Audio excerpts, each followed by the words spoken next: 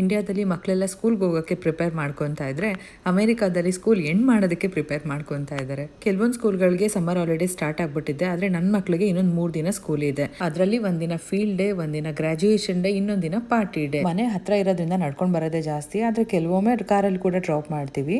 ಆದರೆ ನಾವು ಕರ್ಕೊಂಡೋಗಿ ಬಿಡ್ಬೇಕನ್ನೋದೇನಿಲ್ಲ, ಟೀಚರ್ಸೇ ಬಂದು ಡೋರ್ ಓಪನ್ ಮಾಡಿ ಮಕ್ಕಳನ್ನ ಕರ್ಕೊಂತಾರೆ. ಇನ್ನು ಮಧ್ಯಾಹ್ನದ ಊಟಕ್ಕೆ ಮೊಳಕೆ ಕಾಳು ಸಾಂಬಾರ್ ಮಾಡ್ತಾ ಇದ್ದೀನಿ. ಇದರ ರೆಸಿಪಿ ನಾನು ಯೂಟ್ಯೂಬಲ್ಲಿ ಅಪ್ಲೋಡ್ ಮಾಡಿದ್ದೀನಿ, ಇಂಟ್ರೆಸ್ಟ್ ಇತ್ತು ಅಂದರೆ ಚೆಕ್ ಮಾಡಿ.